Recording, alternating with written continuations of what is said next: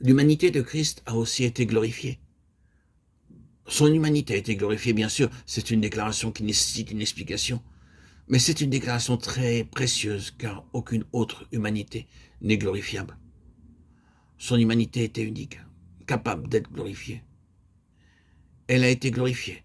Paul parle de son corps comme d'un corps glorifié. Il disait que nous devons être conformes au corps de sa gloire, ou son glorieux corps de gloire, ou corps glorifié. Philippiens 3, 21. Il fut capable d'être glorifié, et cela eut lieu réellement sur le mont de la transfiguration. Il avait lutté lors de tous ses tests, contre tous ses efforts pour le compromettre, pour l'impliquer. Ils avaient combattu jusqu'au pinacle de ce mont. Il ne faisait plus rien pour lui-même.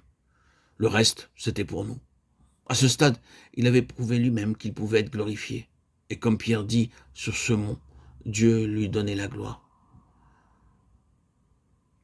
Dans la transfiguration du Seigneur Jésus, Dieu montre dans un homme représentatif ce qu'il nous destine, que nous soyons transfigurés, glorifiés, constitués comme son glorieux corps. Son humanité était glorifiable. Son humanité glorifiée, c'était la norme céleste à laquelle Dieu travaille pour chaque croyant en Jésus-Christ. C'est un homme glorifié et dans la gloire, et il est là, comme le dernier, Adam est le deuxième homme. Ces titres n'ont qu'une signification pour les autres hommes, sauf pour ceux qui sont de cette même nature. Que signifie Adam? Que signifie l'homme? Ces termes ont un caractère représentatif. L'Écriture déclare assez clairement qu'il devait être le premier-né parmi beaucoup de frères romains. 8, 29. Beaucoup de passages pourraient être cités pour prouver cela. Je crois que c'était le secret de la vie de l'apôtre Paul du jour même de sa conversion jusqu'à la fin, quand, après de si nombreuses années, ayant connu tellement de choses, il aspirait encore, cherchant encore à aller plus loin. Il avait vu Jésus de Nazareth glorifié et il disait « Oh, c'est l'appel d'en haut ». C'est aussi ce que nous avons dans la lettre aux Hébreux. Nous voyons Jésus couronné de gloire et d'honneur.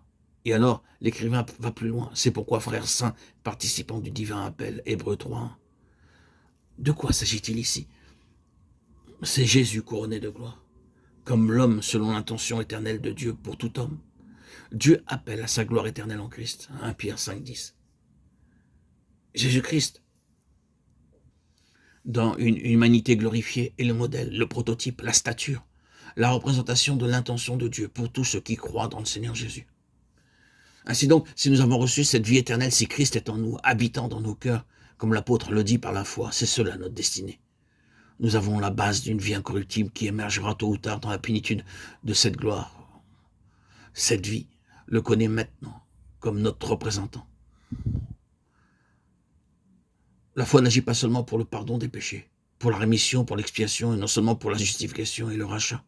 La foi en Jésus-Christ le saisit comme l'humanité même à laquelle nous devons être conformés. La foi se saisit de lui comme il est maintenant et dit, il est comme il est, parce que Dieu me veut aussi comme cela. Et si nous le connaissons, l'Esprit de gloire opère en nous, sur cette base, chaque jour, pour faire de nous selon ce qu'il est, pour nous transformer, pour être transfigurés, nous conformer à son image.